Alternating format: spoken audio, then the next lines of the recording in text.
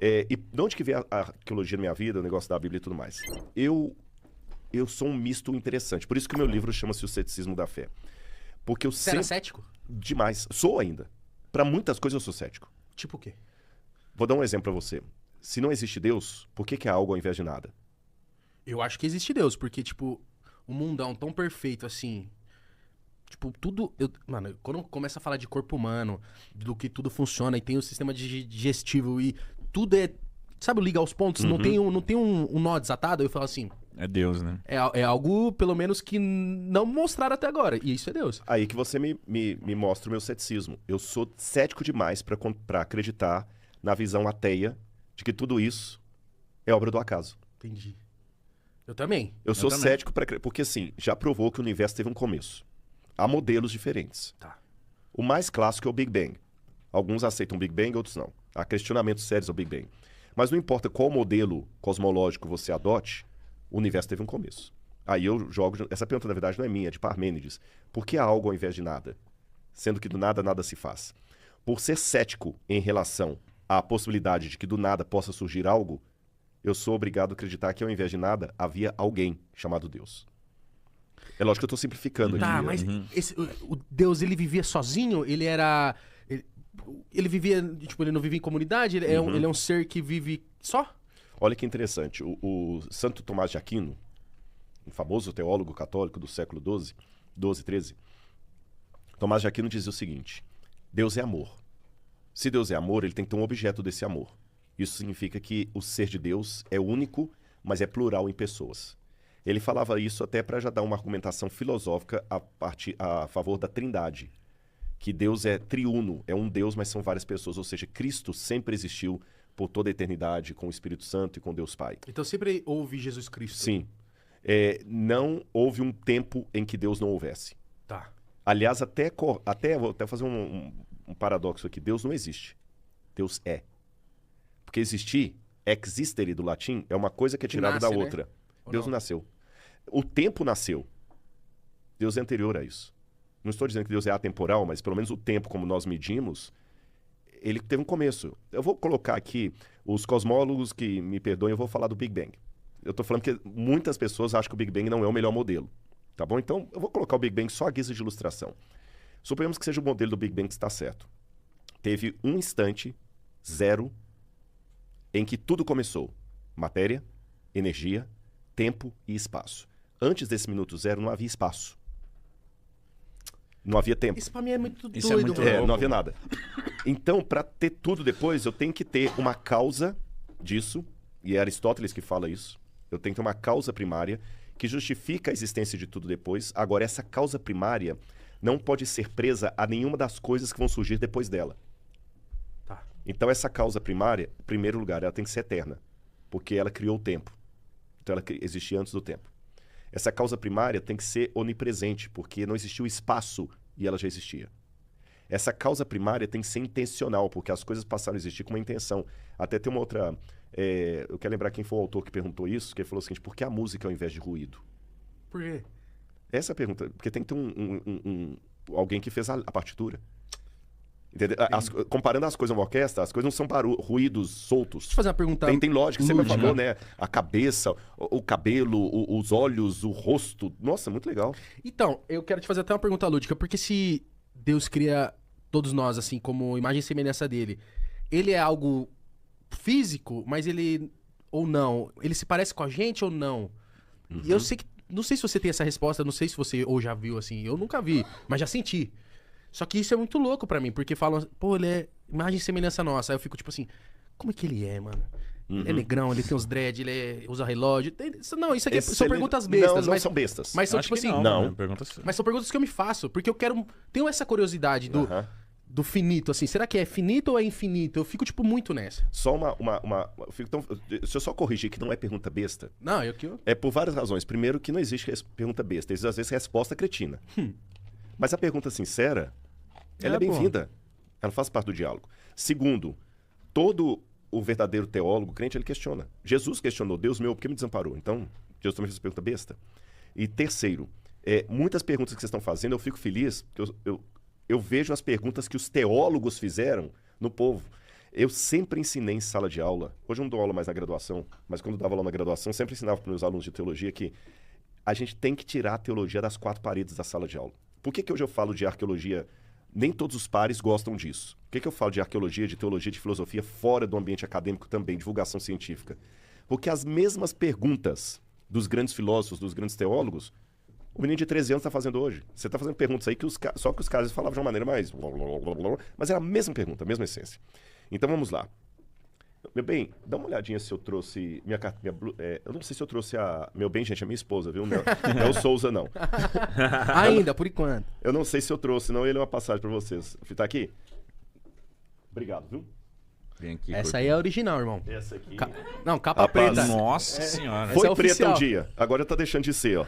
Já viajou muito. Cara, sabe? uma vez eu levei essa Bíblia no Pânico e chegou lá, a capa caiu num lado, a Bíblia pro outro. Um cara, deixa pelo menos dar uma... O Renato Manzoli me ajudou aqui. Bom, olha, respondendo sua pergunta, o que Paulo falou aqui?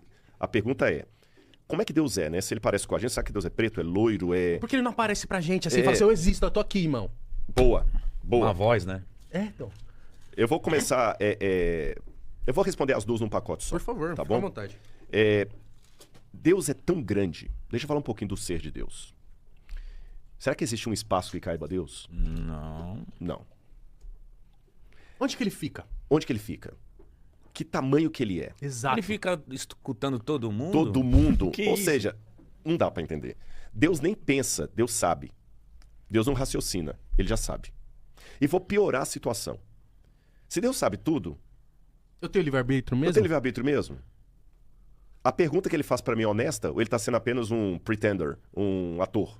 Ou tipo aquela mulher que foi traída fala assim, você me traiu? E sabe a resposta já. E como é que eu sei que Deus não é um brincalhão cósmico? Que tá brincando com a gente igual a gente brincava com Com pombo. formiguinha lá pegando o sol, queimando as formiguinhas lá. Como é que eu sei que eu não sou o Tamagotchi de Deus? Exatamente. Ou vou piorar a situação. Como é que eu sei que eu estou nesse podcast que isso aqui não é uma produção da minha mente?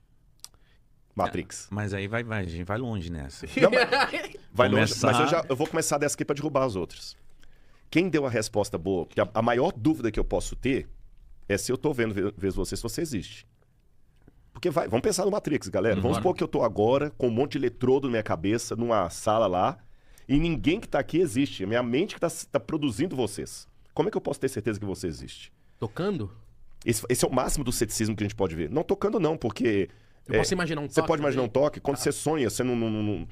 Aliás, mesmo? quem já fez xixi na cama sabe que é ter um sonho realizado. Sim. Você pensa que tá no banheiro e não tá. Sim. Né? Então vamos lá. O Descartes, René Descartes, respondeu isso e eu vou usar Descartes para responder todas essas questões que vocês colocaram aí. O Descartes falou assim, peraí, eu posso duvidar até que você tá na minha frente, mas tem uma coisa que eu não posso duvidar.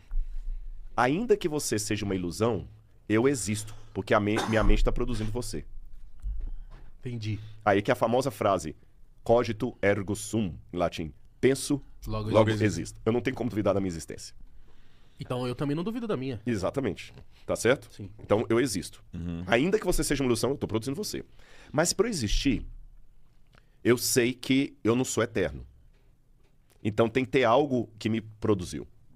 Então eu já sou obrigado, a partir da minha existência, a admitir a existência do outro. E esse outro, para ser alguém que realmente justifica tudo, tem que ser um outro com O maiúsculo. Então tem esse Deus. Agora, ele é tão grandioso, tão grandioso, tão grandioso, o que eu posso falar dele? O Santo Tomás de Aquino, que eu citei no início, ele dizia que a teologia só fala do que Deus não é, porque o que Deus é em essência ninguém sabe. Mas eu tenho uma boa notícia para vocês. A Bíblia diz aqui, olha,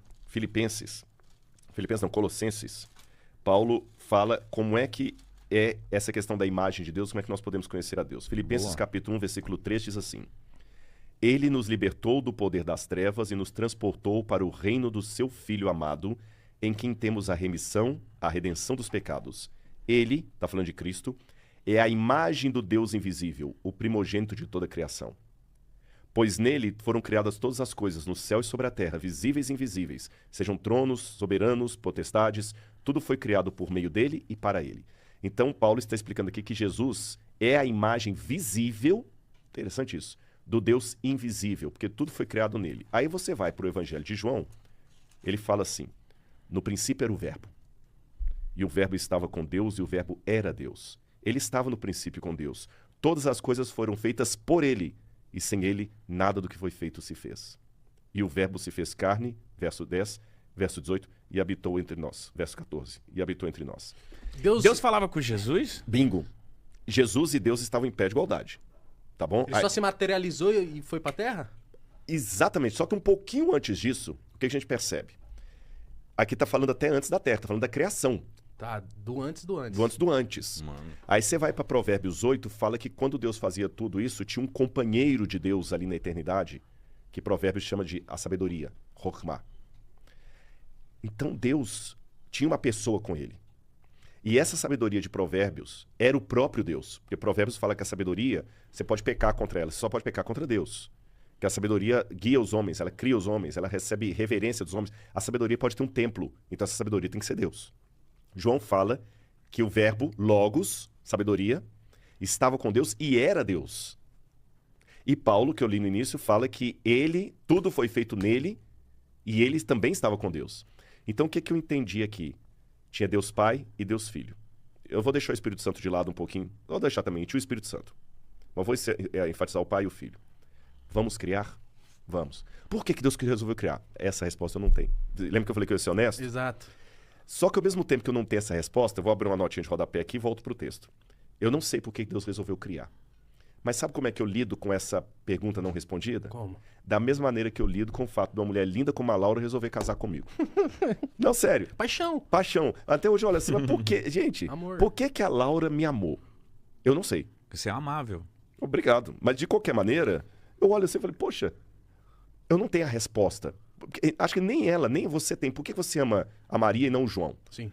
Você não tem, mas amou. Então, já que eu não tenho resposta, há questões filosóficas que eu não vou perder tempo com elas. Eu vou curtir o amor da Laura. Mesmo Porque eu não tenha vejo que resposta. tem pessoas também que procuram essas brechas filosóficas também pra insistir numa parada também muito chata. E ficar sofrendo. Não existe.